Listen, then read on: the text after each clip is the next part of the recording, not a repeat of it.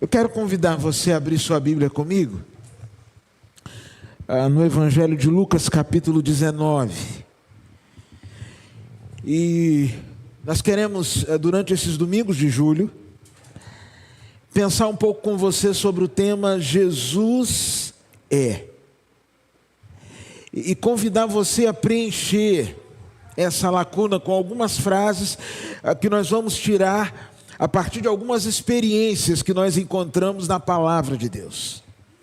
Eu acredito que de todas as perguntas ou de todas as respostas que eu e você precisamos entregar nessa vida, a mais significativa e a que vai fazer diferença não só agora, mas por toda a eternidade, é respondermos de maneira assertiva, de maneira correta, quem é Jesus. Eu lembro que uma vez eu pregava numa igreja, e ao final do culto veio um casal conversar comigo, e aí a moça vira para mim e diz assim: ai pastor, gostei tanto dessa igreja. Eu falei: eu também gostei, sempre gosto de vir aqui, e o senhor tem assim uma energia boa. E aí eu falei assim: quando morava no Rio, 110 volts, aqui em Alagoas 220, a energia está boa. Ela falou: o senhor é engraçadinho, né? Eu falei: dizem que eu sou engraçadinho. E aí ela começou a fazer uma série de perguntas, até que nós chegamos na pergunta principal. E ela me disse assim: quem é Jesus para você? E eu falei: eu posso devolver essa pergunta para você? Ela falou: claro. Eu falei: quem é Jesus para você? Ela disse: olha, Jesus para mim foi um iluminado. Eu falei: voltou você na energia. Depois ela disse: mas ele foi mais do que isso, foi um grande mestre. Eu falei: foi. Ele foi o maior homem que viveu. Sim. E eu falei: só isso? E ela disse: não, ele é o Salvador do mundo. E eu disse: mas só isso? E ela falou comigo: não, ele precisa ser o meu Salvador pessoal. A verdade é que a forma e o conceito que você tem sobre algo vai definir o seu relacionamento com essa realidade. A gente se relaciona com as coisas, com as pessoas, a partir do conceito que nós temos a respeito delas. Você já viu gente que o maior valor que tem na vida é um carro? Cuida mais do carro. Não vou dar essa arma para as esposas. Cuida mais do carro que de si. Está sempre ali ajeitando o carro, limpando o carro. Não pode ouvir um barulhinho. Mas ele, quando dorme e ronca, faz aquele barulhaço. Mas talvez porque aquele carro, para ele, signifique tanto que o conceito que ele tem do carro se reflete na forma como ele o trata. Você conhece gente que tem pet. E hoje pet é um assunto muito sério. Ninguém mais é dono de cachorro. Você não pode falar: eu tenho um cachorro, eu tenho uma cachorra. Hoje você é tutor.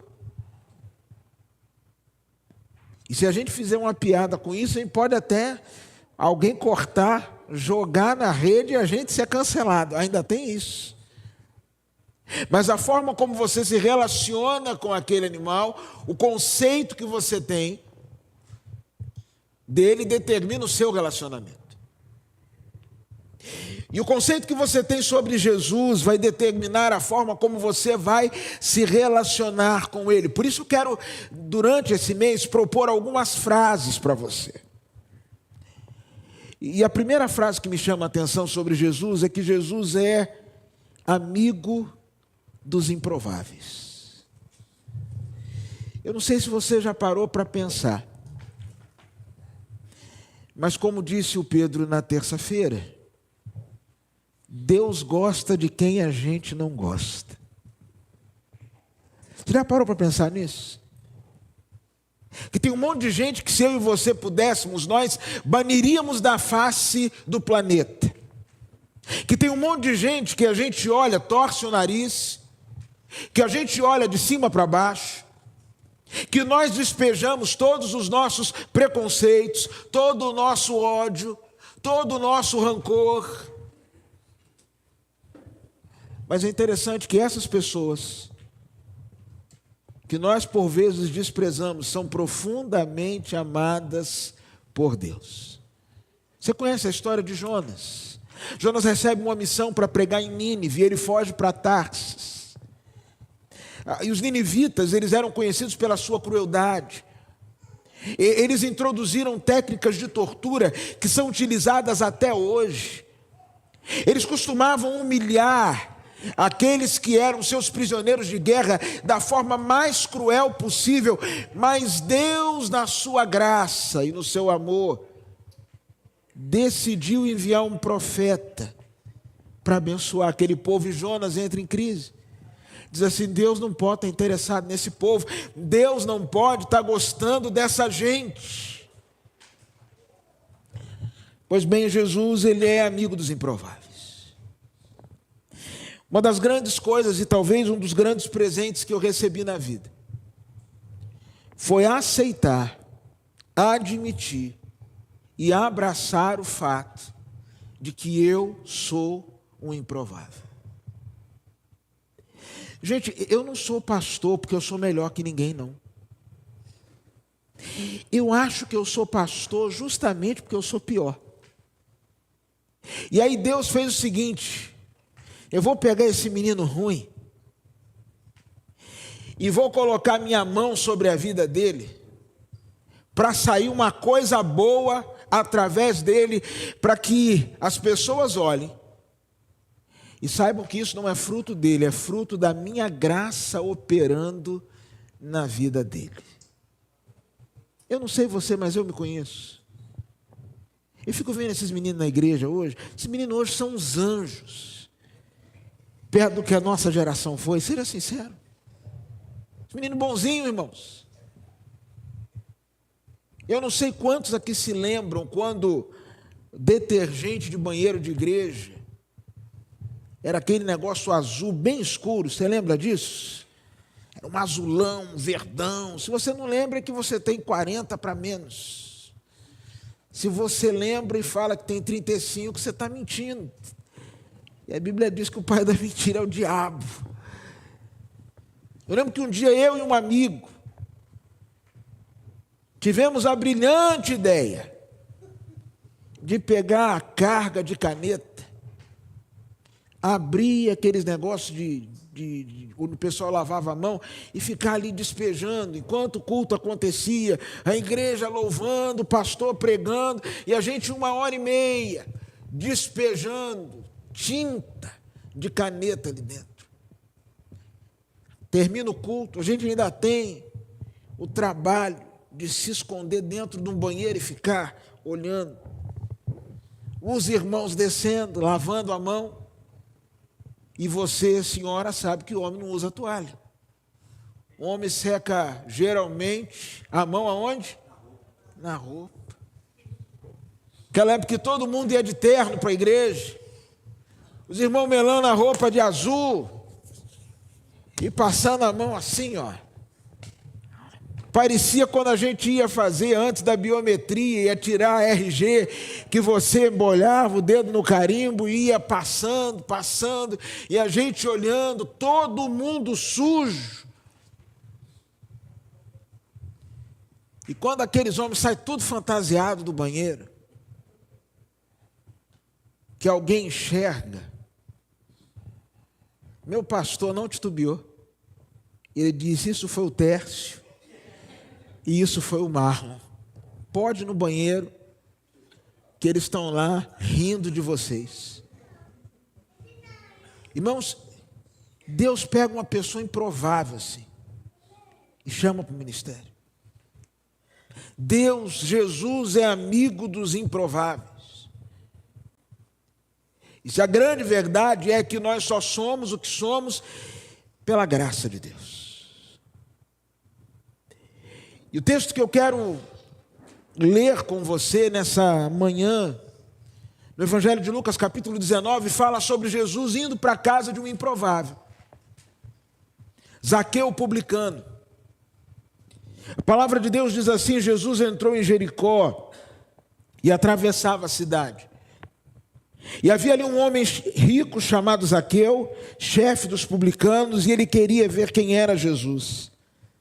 Mas sendo de pequena estatura, não o conseguia por causa da multidão. Assim correu adiante, subiu numa figueira brava para vê-lo, pois Jesus ia passar por ali.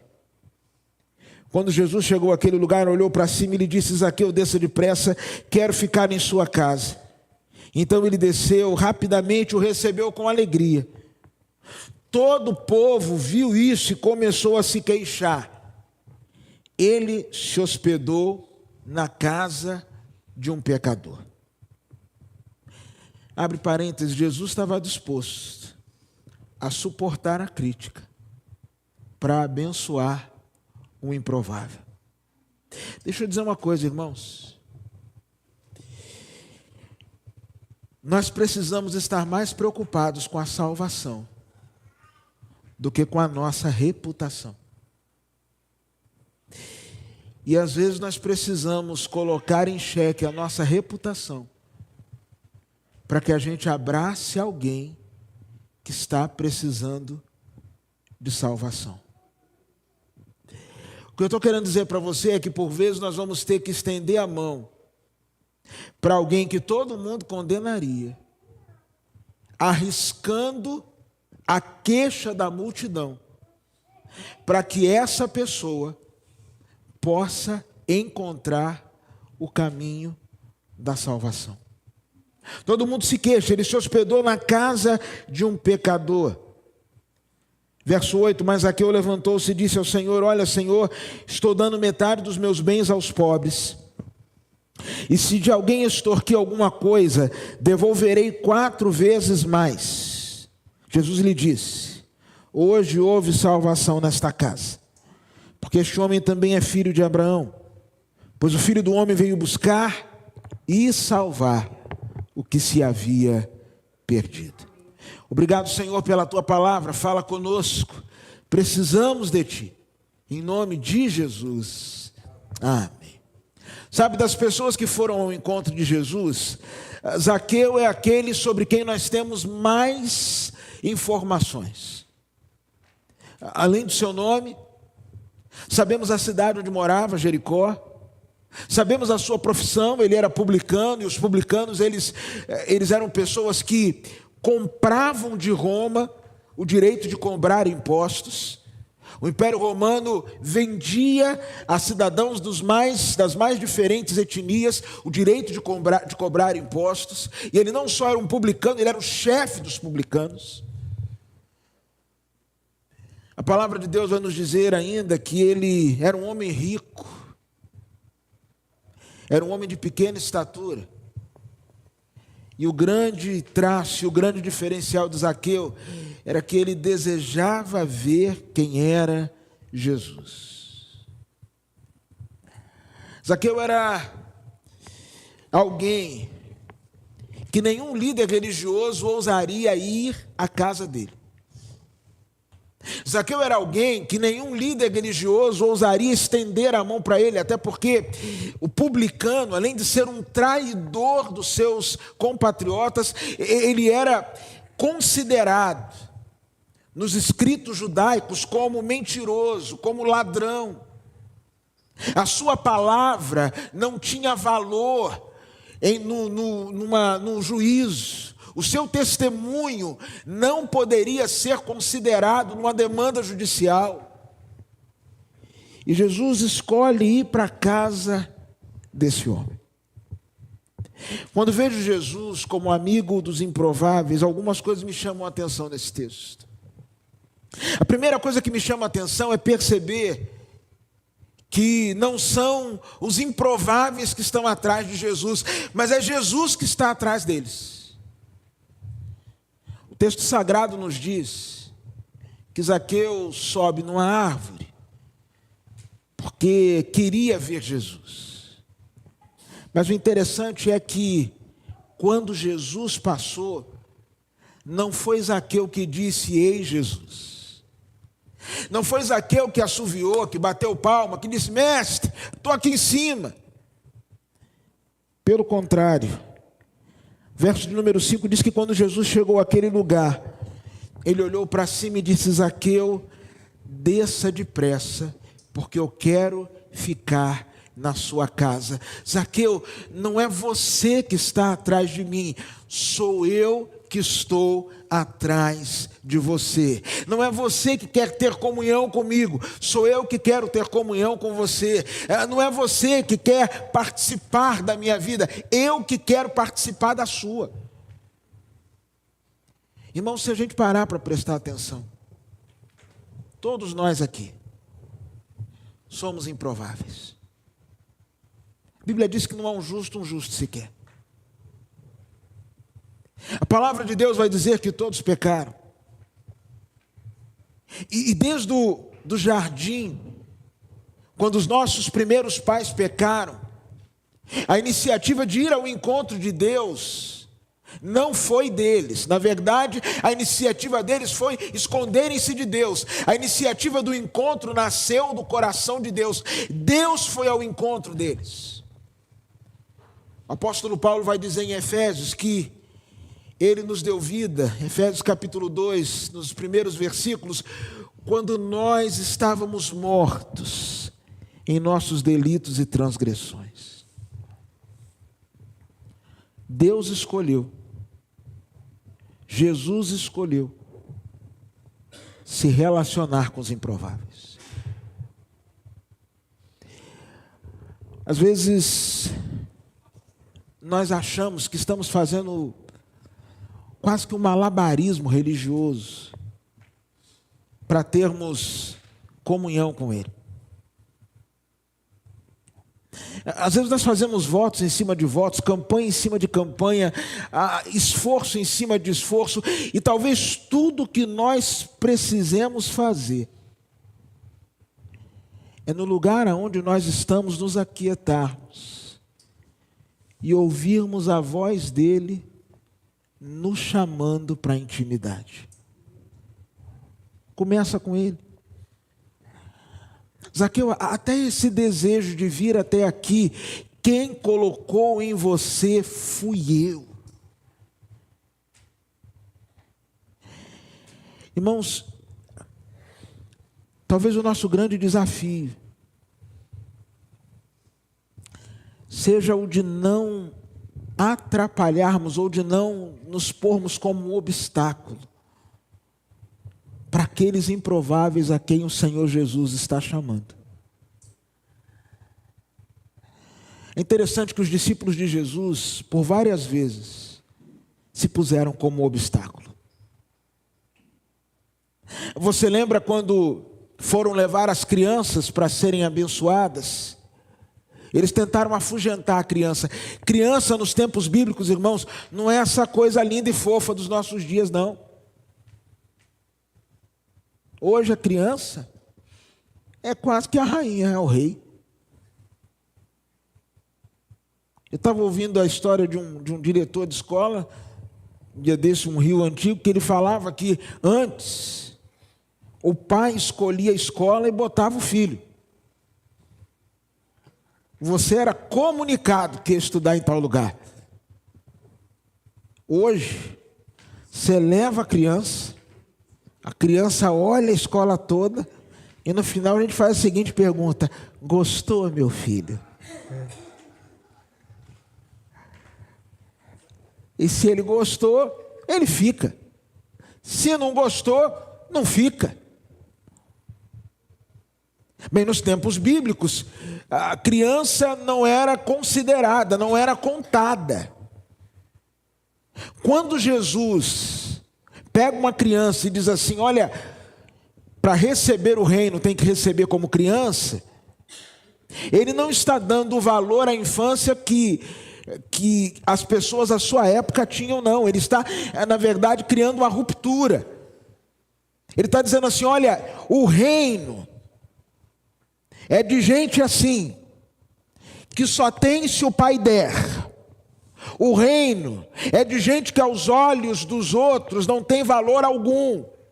O reino é daqueles que são menosprezados. E se vocês não descerem do salto para se transformarem como um destes, jamais vocês experimentarão a bênção do reino.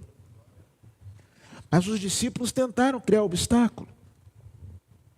Você não se lembra da multidão faminta na multiplicação de pães e peixes? O culto demorou. Às vezes o pessoal reclama que eu falo demais. Tem dias que eu estou aqui pregando, hoje ela não veio. Mas tem dia que eu estou aqui pregando, a Ana Ruth passa lá no vidro e faz assim para mim, ó. E eu já falei com ela que eu não quero comprar o relógio dela. Ela pode ficar com o relógio, guardar como herança para os filhos, para os netos, para os bisnetos. E quando eu chego lá fora, ela fala: hoje o senhor estava empolgado, olha a hora. Amanhã eu... ainda tem uma advogada, né? Que é a mãe dela, né? Eu nunca vi tão parecidas. Louvado seja Deus. E aí ela me ajudando com o tempo, fala assim: amanhã, e ajudando os irmãos, que ela fala assim: amanhã o povo tem que trabalhar, pai. O povo vai para a escola, tá tarde para pegar ônibus. Fala assim: senhora.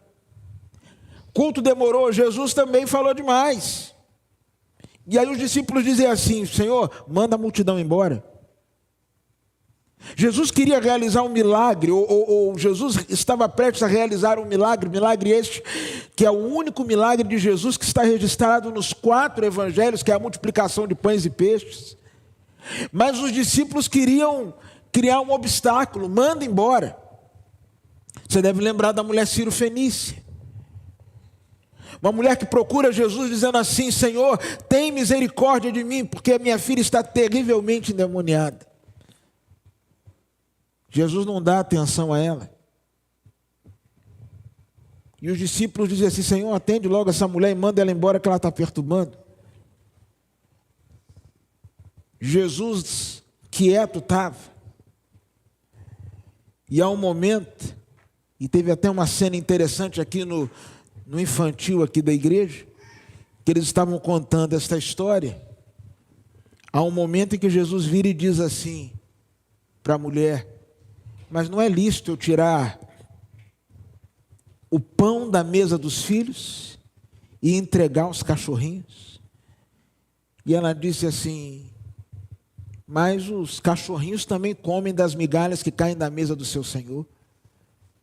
E quando a tia que estava dando a aula falou que Jesus disse: não é lícito tirar o pão dos filhos e dar para os cachorrinhos, um dos nossos kids virou e falou assim: quem falou isso? E a tia falou: Jesus. Ele falou: que ignorância! Mas os discípulos querendo mandar a mulher embora. Irmãos, nossa grande missão é simplesmente não nos colocarmos como empecilho para aquelas pessoas a quem o Senhor está atraindo. Jesus chega e fala: Zaqueu, desce depressa, eu vou para a sua casa. Ele vai para a casa de Zaqueu. E o texto vai nos dizer, verso de número 6, que ele desceu rapidamente e o recebeu com alegria. Interessante que, às vezes, o nosso medo da punição nos afasta da comunhão. A gente sabe que está tão errado que a gente fala assim: eu nem vou orar. Eu estou aprontando tanto que eu nem vou na igreja. Eu estou fazendo tanta coisa que eu nem vou buscar ao Senhor. O medo da punição nos afasta da comunhão. Você se lembra do que aconteceu no jardim? Quando eles ouviram que era o Senhor se aproximando, eles se esconderam. Eu não sei você, Mas eu, às vezes, quando criança, quebrava alguma coisa dentro de casa e eu orava para o meu pai não chegar. Senhor Deus, papai é dentista, tinha consultório, e às vezes eu orava, Senhor, falava, manda mais um cliente, manda mais um paciente, aquela extração complexa, que ele chegue depois das 9, quando eu já estiver dormindo, porque o medo da punição roubou de mim, e tem roubado de tanta gente, a bênção da comunhão. Zaqueu não permitiu que o medo da punição, ele sabia quem ele era, e ele sabia quem Jesus era, ele sabia dos seus erros, ele sabia dos seus pecados, ele sabia das suas falhas, mas ele sabia quão santo era Jesus.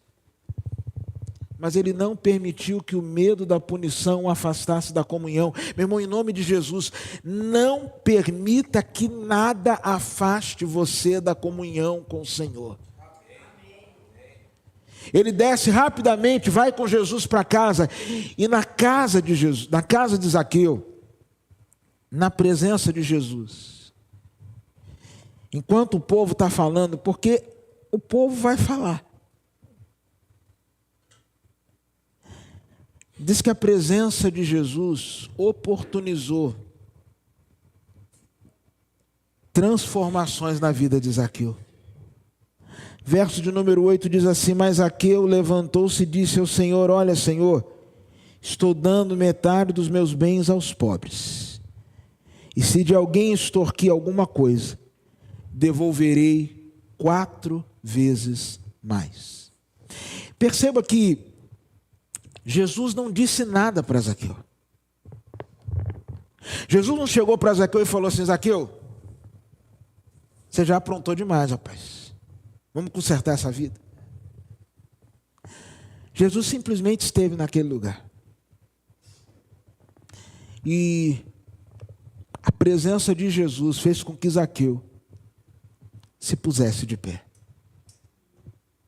Às vezes, irmãos, nós estamos querendo dar um livro de regras para as pessoas. Um manual de conduta ou de comportamento do pode ou não pode, do vai ou não vai, do é ou não é. E o que nós mais precisamos é que as pessoas desfrutem da presença do Senhor, porque a presença do Senhor nos dá poder para que a gente se ponha de pé. Pastor, Jesus entrar naquela casa, Zaqueu se põe de pé e começa a dizer assim, olha, eu vou entregar metade do que eu tenho para os pobres, e se eu roubei alguém, eu vou restituir 4 vezes mais. Segundo a lei mosaica, tinha que restituir 2 vezes, mas ele falou, eu vou 100% além daquilo que foi estabelecido, sem que ninguém dissesse coisa alguma para ele. A presença de Jesus foi suficiente para produzir as transformações que precisavam ser produzidas. Irmãos, nós temos um anseio muito grande, às vezes como igreja, de querer mudar a vida dos outros. Especialmente nos aspectos éticos e morais. Eu quero dizer que não é nosso trabalho fazer isso, não. Até porque, vamos ser sinceros, a gente está fazendo mal até o dever de casa.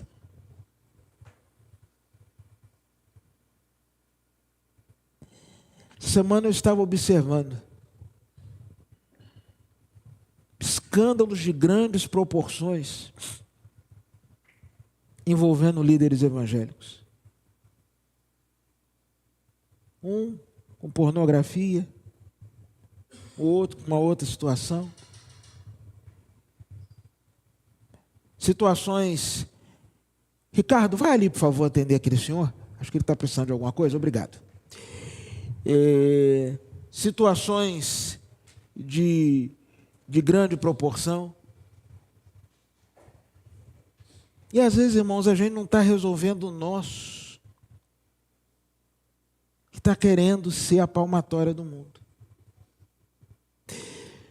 Tudo que nós precisamos, irmãos, tudo que nós precisamos é estar na presença de Jesus. Porque é a presença de Jesus que põe a pessoa de pé.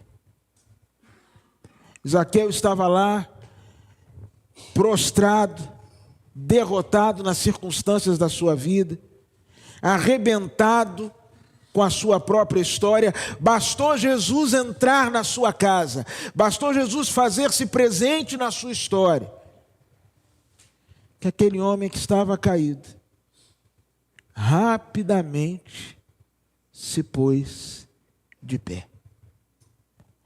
Mas quando eu vejo Jesus, o amigo dos improváveis, eu descubro que Jesus é amigo de improváveis por uma grande razão. Ele consegue consertar.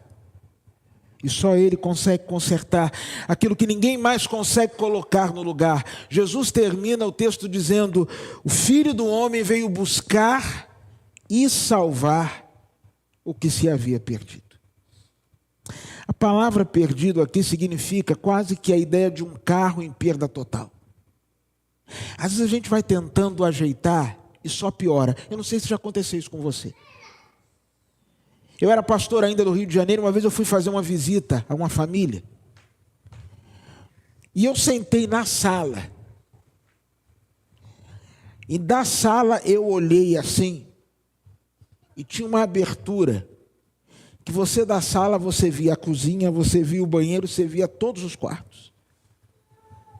E pela intimidade que tinha com aquela família, eu falei assim: fulano, me explica esse mistério aí, esse observatório.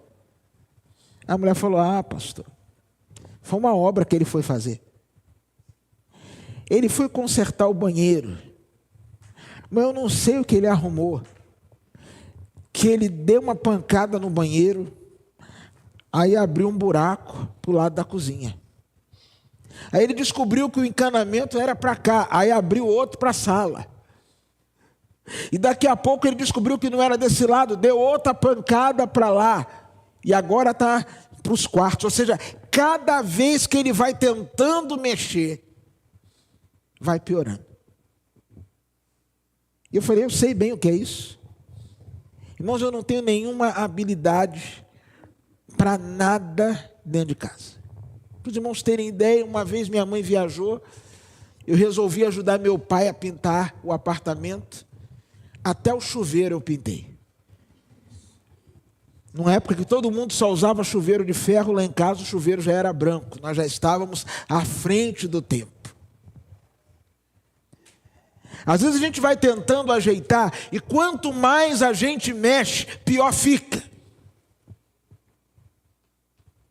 E esse amigo dos improváveis é o único que consegue de fato colocar as coisas no lugar. Tudo se transforma, tudo se conserta, tudo se ajusta quando a presença de Jesus se faz real. Tudo volta para o lugar, as coisas de fato ganham sentido e significado quando o Senhor Jesus se faz presente. Eu não sei quão improvável você é. Eu não sei a sua história. Todos nós temos um dedinho podre. Todos nós temos páginas do livro da nossa vida que nós gostaríamos que elas não tivessem sido escritas. Todos nós, e se você é muito jovem e ainda não tem, eu vou orar a Deus para que você não tenha, mas não vai adiantar. Vai ter também. Todos nós gostaríamos de poder arrancar algumas folhas do nosso caderno, e às vezes essas folhas nos fazem sentir indignos da comunhão e merecedores da punição.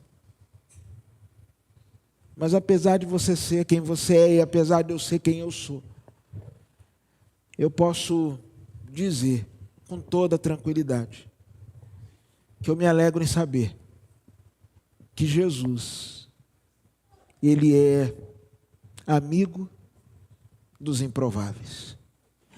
Não importa o que você tenha feito, não importam os caminhos que você tenha trilhado. E aqui eu não estou falando de graça barata, aqui eu não estou falando que você pode viver como você quiser, não é disso que eu estou falando. O que eu estou dizendo é que Ele te ama com amor eterno. E Ele continua com planos de paz e não de mal, para te dar um futuro e uma esperança. Quero orar com você, vamos ficar em pé. Vamos falar com o Senhor. Eu queria convidar você a agradecer a Deus, porque apesar de você, apesar de mim, Ele é amigo dos improváveis. Vamos orar ao Senhor.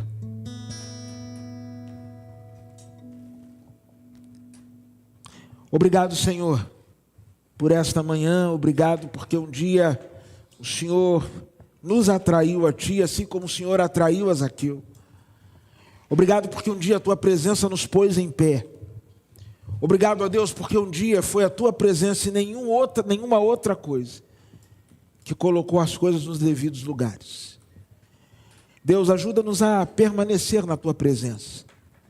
Ajuda-nos a caminhar de tal maneira que o Senhor se alegre com a nossa vida. E de Santo Deus, que nós não valorizemos e tenhamos tanto medo da punição, que nos distanciemos da bênção da comunhão. Ajuda-nos, Pai Santo. É o que te pedimos em nome de Jesus. Amém.